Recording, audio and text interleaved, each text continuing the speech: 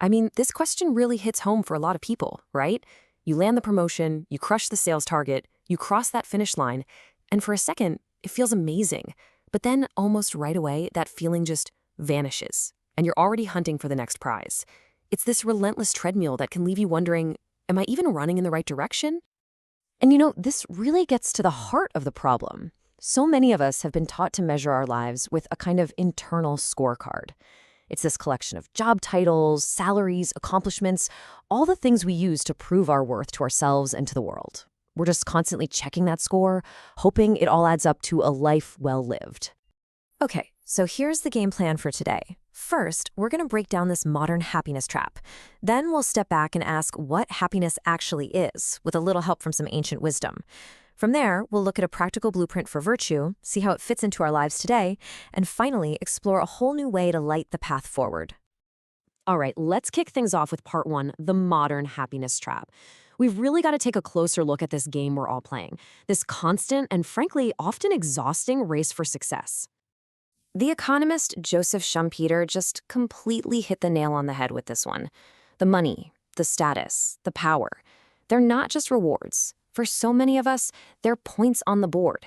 They're a real, tangible index of success that proves we're winning. The biggest problem, though, this is a game that never, ever ends. And, well, this is where our obsession with scorekeeping can get a little dark. According to one study, working all the time isn't always about ambition. Sometimes it's actually a way to self-medicate, a strategy to run away from feelings like anxiety and depression. We just bury ourselves in that scorecard so we don't have to look at what's really going on inside. So if chasing points on a scorecard is a trap, maybe the problem isn't how hard we're working. Maybe the problem is the goal itself. And that forces us to ask a really big question.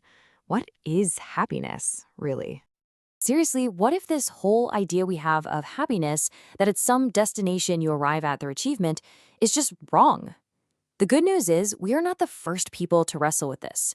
The ancient Greek philosophers pretty much dedicated their lives to this exact question, and their answer completely changes the game. Okay, I've got a new word for you, eudaimonia. It's pronounced eudaimonia.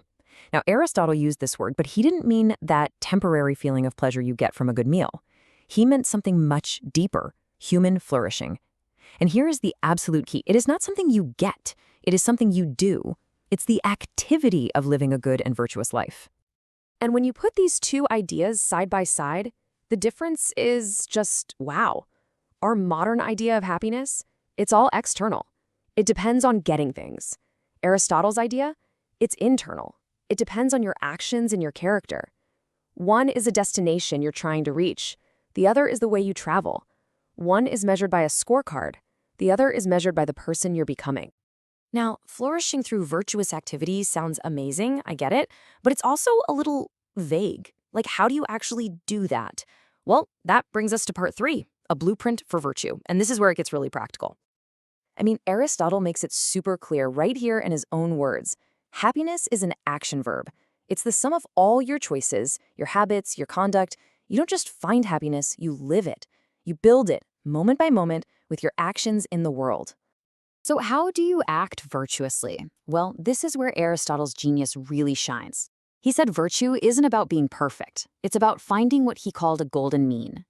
He argued that every virtue is just the perfect balance point between two vices, one where you don't do enough and one where you do way too much. And finding that balance isn't something you're born with. It's a skill you have to practice, kind of like learning to play the guitar. Let's just take courage as an example, right? Courage isn't having zero fear. That's actually rashness, which is a vice of excess. And it's not being paralyzed by fear. That's cowardice, a vice of deficiency. Courage is the mean. It's feeling the right amount of fear for the situation and still acting the right way. And the same logic applies to all sorts of other virtues, like generosity, which is that sweet spot between being stingy and just being wasteful. Okay, so this framework is pretty elegant, but does a philosophy from 2,000 years ago really apply to our lives today? With our smartphones and remote work and everything else? Well, the answer is a huge yes, which brings us to part four. For Aristotle, this whole eudaimonia thing was not a solo project. He knew that we are fundamentally social animals. He basically argued that even if you had all the money and success in the world, a life without real, deep friendships would feel totally empty. Connection isn't some nice to have, it's absolutely necessary if you want to flourish. And get this, modern data totally backs him up. A full 70% of employees today say that friendship is the single most important part of a happy work life. Turns out, even in our careers, we're still just people who desperately need connection to thrive. So let's bring this all home. You can actually use this golden mean idea as a kind of diagnostic tool for your own life. Think about ambition. Is your ambition driven by vanity, the excess, or by a real desire to contribute something meaningful? Aristotle called that great-mindedness. Or what about conflict? Do you avoid it at all costs, or are you assertive when you need to be?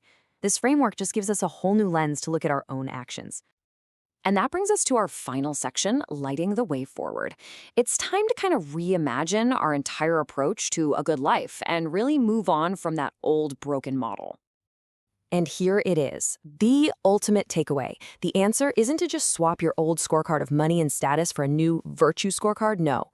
The goal is to get out of the scorekeeping business altogether, to stop measuring your life and to just start living it. You've got modern thinkers like Arthur C. Brooks who are doing fantastic work bringing this ancient wisdom into the 21st century. And a big part of their argument is that we need to fundamentally change the metaphors we use for our own lives and our own progress. And that shift leads us to a new, and I think much more beautiful, metaphor. Now, this one comes from the Buddha, but it perfectly captures the spirit of eudaimonia. Instead of a scorecard, think of yourself as a light. Your purpose isn't to rack up points, but to illuminate, to make your own purpose clear, and to help light the way for others. And so that leaves us with one last question. A question to replace that old habit of always checking the score. What if, at the end of each day, instead of asking, how did I do or how did I score, you asked yourself, what light did I shine today?